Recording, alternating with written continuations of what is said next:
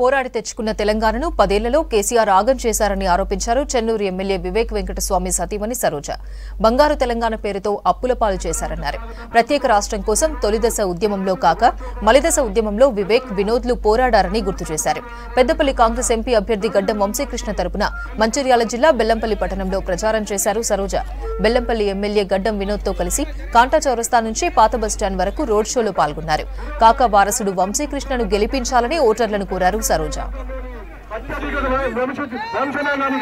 Doctor Vivek గారి సతీమణైన Saroja madam గారికి స్వాగతం సుస్వాగతం పలుకుతూ ఈ రోజు బెల్లంపల్లిలో ఈ 10 సంవత్సరాల టీఆర్ఎస్ పాలనలో ఎన్నెన్ని అన్యాయాలు అక్రమాలు జరిగాయో మీ అందరికీ తెలుసు.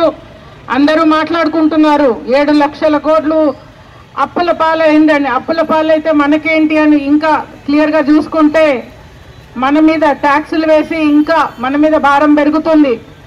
ఈ తెలంగాణ సాధించుకున్నందుకు మనకు వచ్చింది ఏమీ లేదు. బంగారు తెలంగాణ అని ఇన్నాళ్ళు మనం విన్నాం, కానీ బొగ్గుల పాలు చేసిండు ఈ కేసీఆర్ వాళ్ళ ఫ్యామిలీ. మీ అందరూ చూసిండు కాకా వెంకటస్వామి గారు ఆయన బ్రతుకున్నంత కాలము దేశానికి ఎంత సేవ చేసిందంటే ఆల్మోస్ట్ ప్రెసిడెంట్ ఆఫ్ ఇండియా కాబోయే వరకు కూడా వెళ్ళి కొన్ని శక్తులు అడ్డం పడడం వల్ల కాలేకపోయింది. కానీ ఆ ఫ్యామిలీ నుంచి ఆనాటి నుంచి ఈనాటి వరకు సేవా కార్యక్రమాలు అందించుకుంటూనే వస్తున్నాము.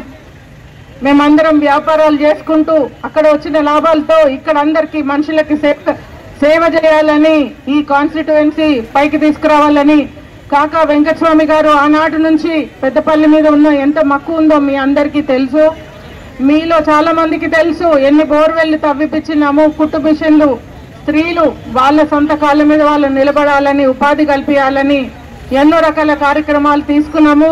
ఇట్లా ప్రతి విలేజ్కి పోతే ఏదో ఒక ప్రాబ్లం ఉంటుంది, దానికి తీసుకొని మా పైన తీసుకొని ఆ రెస్పాన్సిబిలిటీ చేస్తూనే ఉన్నాము.